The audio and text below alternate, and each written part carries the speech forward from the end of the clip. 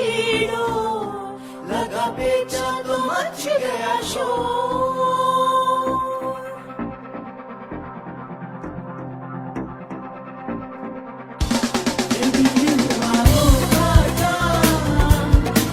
بسم اللہ الرحمن الرحیم۔ السلام علیکم میرے لاہوریوں پتنگ باز بھائیوں۔ ویسے تو میرا نام عباس ہے، مگر مجھے پتنگ بازی کی دنیا میں استاد ہنی کے نام سے جانا جاتا ہے۔ میری یہ ویڈیو صرف اور صرف لاہور کے پتنگ بازوں کے لیے ہے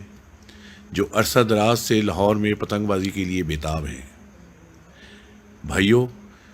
جیسا کہ آپ کو معلوم ہے کہ لاہور میں آخری بار بسنت سن 2009 میں منائی گئی، اور اس کے بعد آج تک بسنت پر حکومت نے بین لگا رکھا ہے۔ میں سب سے پہلے آپ کو یہ خوشخبری دینا چاہتا ہوں کہ اللہ تعالیٰ کے فضل و کرم کے ساتھ 2021 میں اس موجودہ وبا یعنی کرونا وائرس سے جنگ جیت کر نہ صرف بسنت منائیں گے بلکہ سارے سال کے لیے اپنے اپنے گھروں کی چھتوں پر محفوظ پتنگ بازی بھی کرنی شروع کر دیں گے۔ بھائیوں، پتنگ بازی ایک یا دو دنوں کا کھیل نہیں ہے، یہ کھیل دوسرے کھیلوں کی طرح پورے سال کا کھیل ہے۔ اس جیسا صحت مند کھیل اور کوئی ہو ہی نہیں سکتا۔ اس کھیل کی افادیت کا اندازہ آپ اس بات سے لگا سکتے ہیں کہ کہا جاتا ہے کہ اگر کوئی انتہائی بیمار آدمی جس کو ڈاکٹروں نے جواب دے دیا ہو اور اسے اگر صرف چھت پر لے جا کر پتنگ بازی دکھائی جائے تو وہ تھوڑی دیر کے بعد اللہ کے فضل و کرم سے بیماری کے بستر سے اٹھ کر کھانا مانگے گا، کیونکہ اس کھیل میں اتنی ہیکٹک فزیکل ایکسرشن اور ایکسرسائز ہوتی ہے۔ بھائیوں، بدقسمتی سے 2009 کی بسنت کے بعد جب بسنت کو قاتل کھیل کہہ کر بند کر دیا گیا تو لاہور ڈسٹرکٹ کائٹ ایسوسی ایشن کے زبردستی کے عہدیداران یعنی شیخ محمد سلیم، خواجہ ندیم وائی اور لالا بلو نے ہم سب کو ٹرک کی لائٹ کے پیچھے لگا دیا اور خود سیاستدانوں کے ساتھ بسنت کی آڑ میں تعلقات بنانے شروع کر دیے اور صرف اپنی ذاتی مفادات کے لیے کام کیا اور ہمیں ایک خامخواہ کی امید میں رکھا اور ہماری آوازوں کو سوچی سمجھی اسکیم کے ساتھ آگے نہ جانے دیا گیا، جس کی وجہ سے لاکھوں لوگ جو اس انتہائی خوبصورت، زبردست اور حق حلال کے کاروبار سے منسلک تھے بے روزگار ہو گئے اور ایک پوری نسل ان کی برباد ہو گئی۔ ناظرین، یہاں پہ یہ ضرور کہنا چاہوں گا کہ اس میں ہمارا بھی بہت بڑا قصور ہے کہ ہم لوگوں نے ان کی قابلیت، تعلیم اور ایمانداری کو جانچے بنا ان کو اپنا لیڈر بنا کر ان سے امید لگا لی۔ بسنت اور گڈی بازی تو صرف وہ شخص جانتا ہے جس نے یہ کھیل اپنے بچپن سے ایک 4 آنے کے شرلے مچھر سے شروع کر کے